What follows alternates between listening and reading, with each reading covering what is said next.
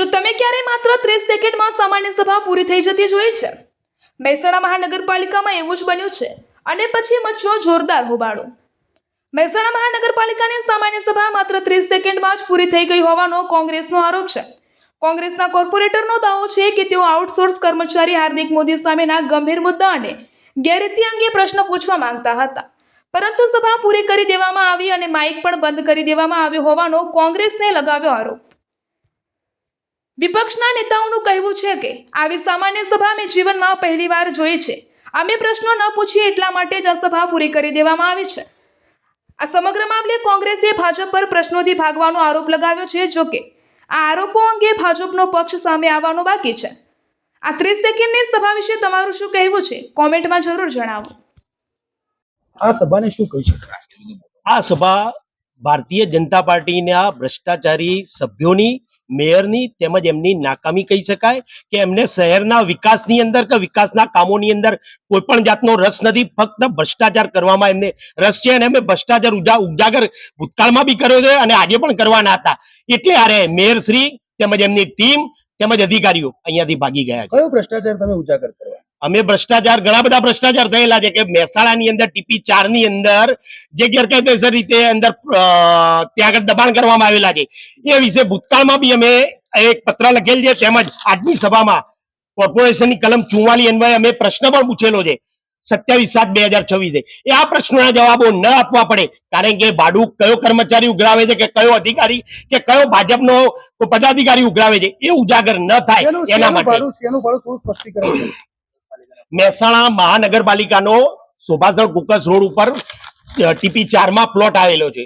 એ પ્લોટની અંદર લગભગ 2 થી 3 વર્ષથી કોઈ એજન્સી દ્વારા મહેસાણા મહાનગરપાલિકા કે નગરપાલિકા સાથે કોઈ પણ જાતનો એગ્રીમેન્ટ, કરાર, ભાડા કરાર, કોઈ પણ જાતનું પરમિશન વગર ગેરકાયદેસર રીતે ત્યાં આગળ કબજો જમાવીને બેઠા છે.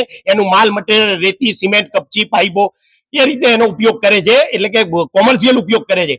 છતાં પણ મહેસાણા મહાનગરપાલિકાને 1 પણ રૂપિયો ભાડું ચૂકવેલ નથી. આ અંગે આ ભાડું કોણ વસૂલી રહ્યું છે એ તપાસનો વિષય છે. એ માટે અમે પ્રશ્ન પૂછવાના હતા. આની અંદર કોઈ અધિકારી, કર્મચારી કે ભાજપનો કોઈ નેતા સંડોવાયેલો હોય એ ઉજાગર ન થાય તેના માટે મેયર ભાગી ગયા છે. વિરોધ પક્ષને સાથે રાખવાનો નથી.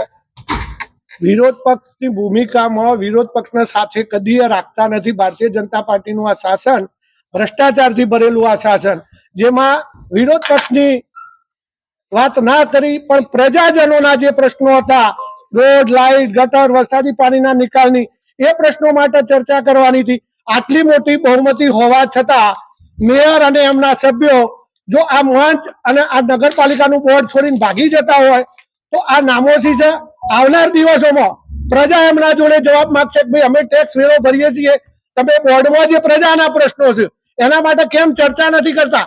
અહીં બેસીને મેયર શ્રી જે ચર્ચા કરતા હતા, તમે આપ સૌ ઉપસ્થિત હતા, બધી બહુ મોટી સુફિયાની વાતો કરી કે આપણે શહેરમાં વિકાસ કરવો છે, આમ કરવું છે, અને તરત જ એવું કહેવામાં આવે કે બધા મુદ્દા મંજૂર છે, ચલો સભા પૂર્ણ થઈ ગઈ. તમે ચર્ચાથી ડરો છો, એનો મતલબ કે તમે ભ્રષ્ટાચારી છો, તમે ભ્રષ્ટાચારમાં બધા સામેલ છો અને પ્રજાની વાત તમારે સાંભળવી નથી. એટલે એમ કેમ પ્રકારે તમે બોર્ડ ચાલવા દેતા નથી. એટલે સીધો આક્ષેપ છે કે મેયર પોતે ભ્રષ્ટાચારી છે. તમે 20 સેકન્ડમાં જ માત્ર સભા પૂર્ણ કરીને મારી આ ત્રીજી ટર્મ છે. મેં ક્યારેય આવી સભાઓ જોઈ નહીં. ભારતીય જનતા પાર્ટીના ચૂંટાયેલા સદસ્યોને પણ મારે વિનંતી કરવી છે કે તમારા વિસ્તારના કોઈ પ્રશ્નો જ નથી. શહેરના વિકાસના જો પ્રશ્નો જ તમે ચર્ચા કરો ને, અમે તમારી સાથે સંમત છીએ. દરેક દરખાસ્ત, સારી દરખાસ્ત, શહેરના લગતી પ્રજાના પ્રશ્નો માટે અમે તમને ટેકો કરવાના છીએ. પણ તમે તો પોતે પણ ભાગ નથી લઈ શકતા. એટલે તમારા ઉપર પણ પ્રજાજનો શર્મથી માથું ઝૂકી જાય કે તમને મત આપીને મોકલ્યા છે. નગરપાલિકાના કર્મચારીઓ બી એમને સપોર્ટ કરી રહ્યા છે. નગરપાલિકાના હાર્દિક મોદી જે માઇક એનાઉન્સ કરતા હતા, મારે નામ દેવું પડે અને હું નામ જ દેવાનો છું, જેને જે કરવું હોય કરે. હાર્દિક મોદી લાઇટ વિભાગના આઉટસોર્સિંગના જે મુખ્ય લાઇટ વિભાગના છે, એ પોતે માઇક ચાલુ બંધ કરીને એ કમિશનરના, મેયરના સૂચના અલગ તમે ઉભા થઈને ચાલો. એટલે આ મોદી કોર્પોરેશન ચલાવી રહ્યા છે, હાર્દિકભાઈ મોદી, કે ભારતીય જનતા પાર્ટીના શાસકો ચલાવી રહ્યા, હજી નક્કી નથી થતું. એટલે ભારતીય જનતા પાર્ટીના શાસકો પ્રજાના પ્રશ્નોથી ડરી રહ્યા છે. વિરોધ વચ્ચે રાષ્ટ્રગીત શરૂ કરી દેવામાં શું કહેશો? આવી સભા અમે ક્યારેય જોઈ નથી.